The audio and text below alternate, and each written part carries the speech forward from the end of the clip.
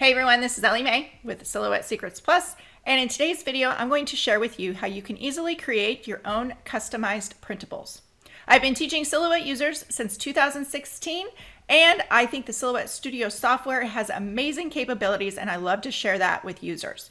Make sure to check out the links below in the video description. I will provide additional resources on the tools used and some additional tips for printing as well. Let's go ahead and get started. Here's a look at my finished printables. My kids all chose different backgrounds, and I'm going to share with you how you can easily swap those out to see what you want to create with. So let's go ahead. In the Silhouette Studio software, here is a look at my design file.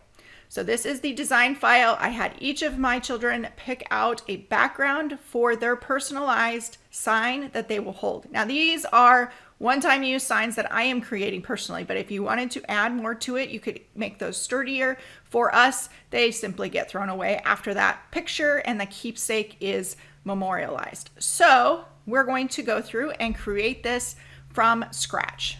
I'm going to go ahead and just open up a new design mat, and then I already know I'm just going to print on a letter size sheet of paper. So to design within that letter size sheet of paper, I'm actually going to use the drawing tools on the left hand side. I'm going to grab the draw rectangle tool. I'm going to just left click and drag a rectangle on my design mat. It does not have to be the exact size. I'm going to come up here to the quick access toolbar. I'm going to unlock this, click this little lock to unlock it, and then I can adjust that rectangle to whatever size I would like. So my letter size is 8.5 by 11, so 8.5 and 11 inches. And then I can just simply use this center to page and center that in my page. So this is going to be my template. We'll work with it when we get ready to print. I will change the page size and we'll be able to print that on letter size sheet of paper. But for now, we can design within this. So once I have my letter size sheet of paper, I'm going to come and I'm going to type out the text that I want. Now the key here is always keep a copy of your original text. That way when you need to change it, I'm making 3 of these signs. When you need to change it out, you have that original copy to pull from. So I'm simply going to click on the text tool on the left hand side. I'm going to click on my design mat and type first day of, all in caps. Now for this first one, I'm actually going to click off of it to deselect it and click back on it one time to select it, and then I'm going to use this fill color in the quick access toolbar up here. You can also find this in the panels on the right hand side over here under this color palette, the little artist palette, whichever one works for you. So I'm just going to change this to black so we can see it. And then I'm going to make a copy. So I'm going to hold my Alt key down, or Option on a Mac, and I'm simply going to drag a copy away. I'm going to double click in that, and now I can change the text and it's going to retain the properties, or it's going to retain that fill color. So what I can do is I can go ahead and type in, let's just do school first. So this one's going to be our third line of text. And then I'll make this up here. I'll make another copy holding down my Alt key, double click in here. And if I'm going to use the same fonts, you know, when you're working with text and you want the TH is smaller than all the text. I'm going to show you how you can work with that. So the first thing I'm going to do is let's go ahead and just do the 7th grade. So 7, and I want to give it a couple spaces, and then I can type in the grade. And I am going to click off. I'm going to hold my Alt key down and make a copy and pull it off to the side, and then I can make my TH. And what I can do is I can bring this in here, use the little corner bounding boxes, and I can kind of resize this. Now, if I need a little bit more space in here, I can come in here and just add a space in so that I can adjust that as desired and then just place it as needed. So you can see here, I just have the basic Arial font. I'm going to left click, drag across everything on my screen, and then you can go in and you can select your font styles. So I'm going to come up here to the library. If you have a font that is from the Silhouette Design Store, you can preview those fonts in the fonts folder. So you'll have a little thumbnail here. I already know which font I chose. It was a LW, let's see. I thought it was a collegiate font. It was a Lori Whitlock, I'm pretty sure. Sometimes the choosing your font is the thing that takes the longest. But I can go ahead and we'll choose this one, the super font. And that may be the one that I used in the first. What I can do is, since I saved my original design file, and it's taken a little bit for my software to catch up here, but I can come over here and click on first day of school. On the left-hand side, you can see this is my original file. So on my original file, I have this original text over here off to the left-hand side. When I click on it, I also see LW School. That's the name of the font style I use. So let's come back over here to my design, select this, and I chose LW Super. It would work too, completely up to you, but I can also find in the text style panel, this the A on the right-hand side. It automatically opened up when I chose that font. I can simply choose that LW School. So we can see which one we would like to use better. Control Z is my undo, so I can kind of toggle between that. And for this one, I think I'm going to stick with the first day of school here. Let's go with this one. It's a little bit different than my original. So I have this, and what I want to do first is with my text. Once I have my text style, I'm going to left click and drag across this middle section here with the TH. And then I'm going to right click and choose group. And then I can select these 3 lines of text and I can center them. And then I can also space them out. If that's a little bit too much of a spacing between the lines, everybody's going to vary in what they think works. Once I can move school up, and then I can select everything, and then again, just horizontally space them. That looks about right. I'm going to left click and drag across everything and kind of just move this down to the center point. Now, what you'll notice with text is when it's still in editable text, I want to make a copy of it. So I have an original. So I'm going to hold down Alt. I'm going to move it over here. You can see when I select this that I have excess space at the top or around my text, that it doesn't give me the accurate size. That is going to affect what it does when I try to actually center it to my rectangle background. So if I use this, if I right click on it here and choose group, if I select both of these and I choose center, here is the center point when the text is still editable. Now what I want to show you is that if I right click on this font and I choose convert to path, it's going to take it out from editable text. It's going to make it a vector design. It is no longer editable, but it's going to give me a more accurate sizing.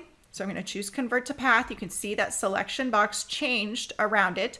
My text box is now grayed out. It's not editable.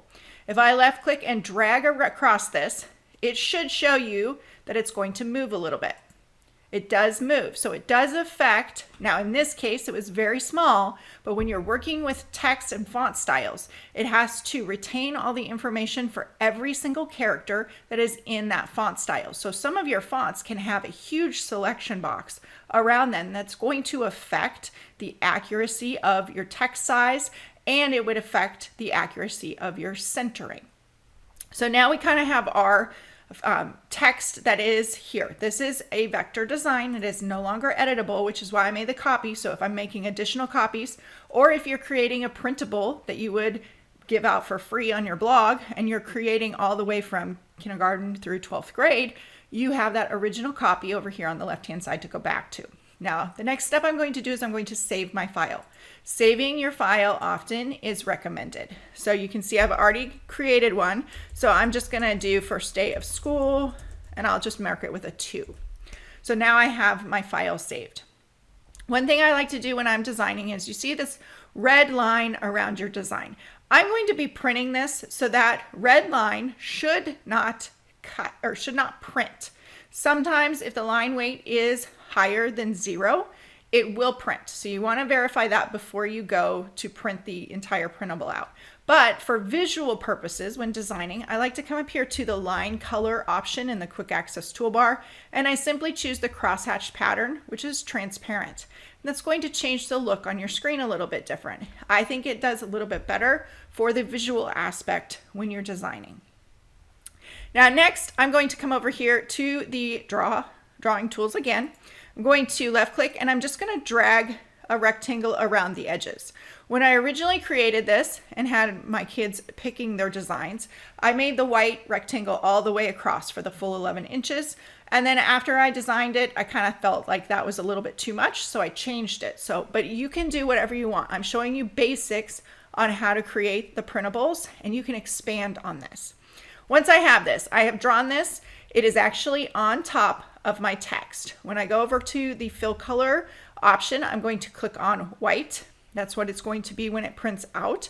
Printers do not print white, but it's going to leave that area blank on the printed sheet, and it will show white. Since I have that, I'm going to right click on it, and I'm going to choose send backward. And sometimes that doesn't quite work. In my software version, for some reason, send back doesn't work all the time. Send backward doesn't work. So I've just noticed it. I'm going to move it down a little bit, right click on the text and just bring to front. And that's usually easier for me or faster than me cussing at the software. I'm going to left click and drag across everything, and then I can just choose to center it.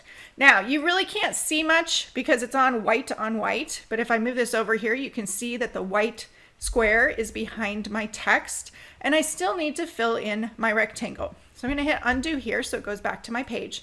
I'm going to click off of it to deselect it and click on the background only, so my entire template. And then I'm going to come up here to my library. And I had my kids pick out what they wanted to have as their background. So each one is customized for them particularly. They picked it, I'm going to print it for them, and then they have it in their photos. So I'm going to choose the patterns. You can see that I have over 1,100 patterns. These are from the Silhouette Design Store. A few of them I've added into the library. But any patterns that come from Silhouette Design Store direct don't count against your storage. If you are adding patterns into the library yourself, patterns can be very large, so they can quickly eat up your 1 gigabyte of storage space. So over here, I had each of them. I scrolled through the entire list for my first two. They let me do it. The first one, my oldest, ended up picking a pattern at the very end of my list. So it was great that we scrolled through the whole thing. The second one, they kept the same pattern that they chose in the beginning.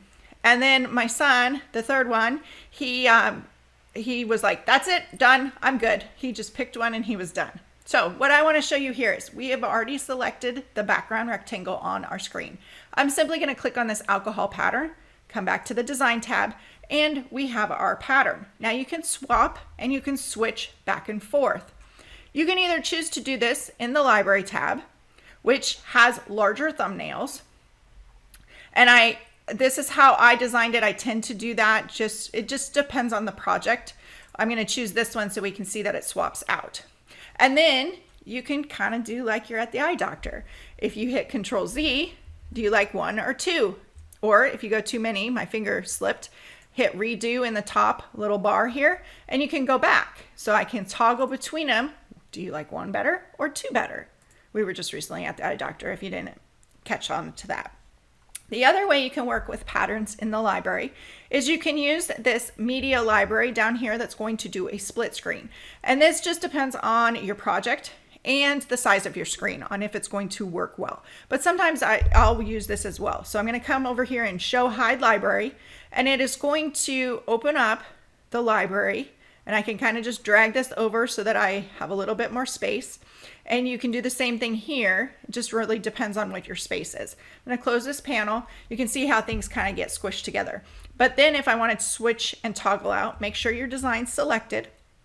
And then I can switch and toggle this out to see. But you can see some of these patterns get cut off. So if I am working with a lot of different patterns, it just depends on what works best for that project. So I'm just going to scroll down here just a little bit.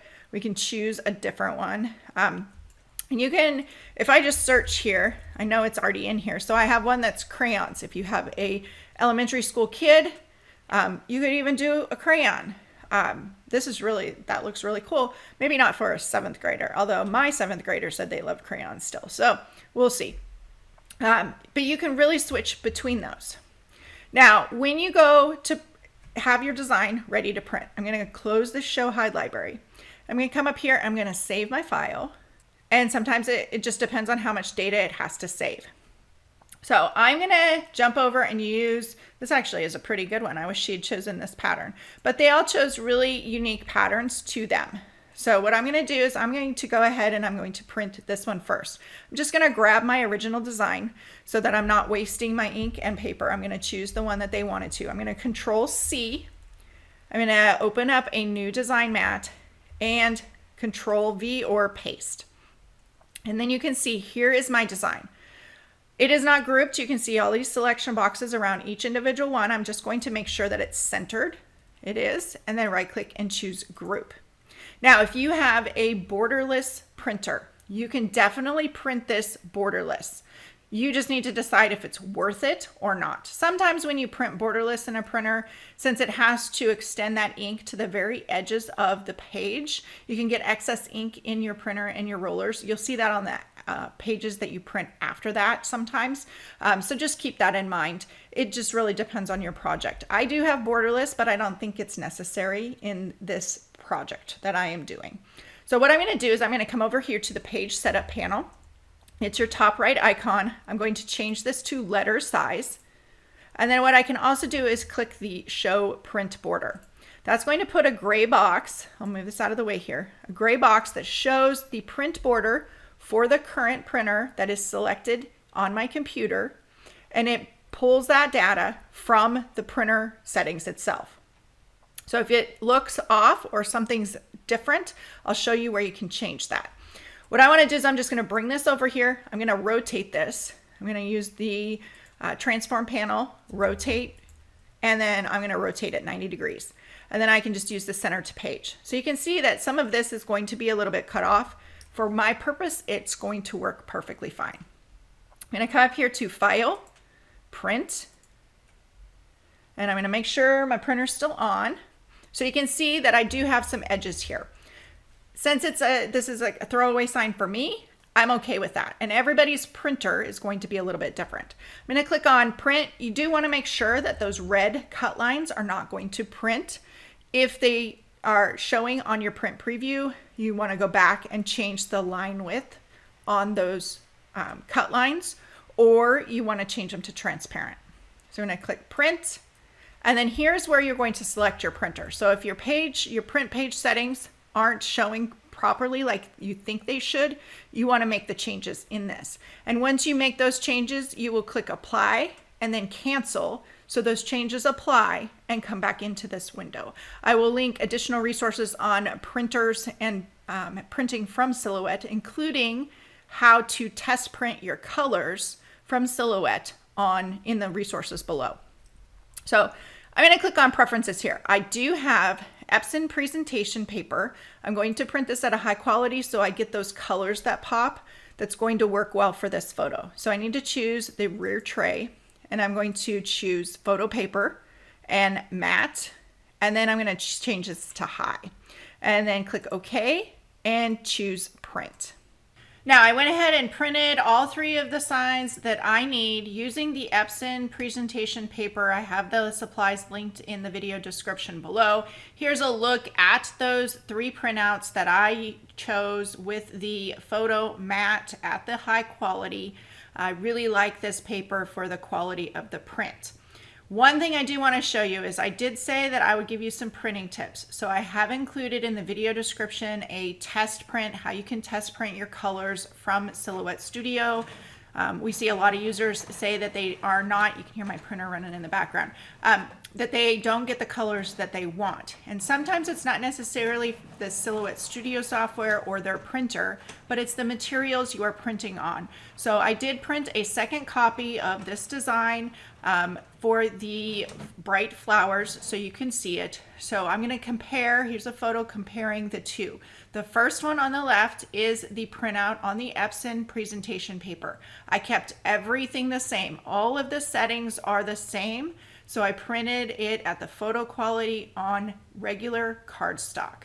And on the right side is the regular cardstock. You can see that there is quite a difference in the color output simply by the two different materials. When you are printing on something like cardstock, it's going to absorb the ink differently than it does on a photo paper. So keep that in mind. I'll also link an additional video in the video description, as well as you can click the little button up top now and go to another video I have showing some comparisons on sticker paper and the print quality.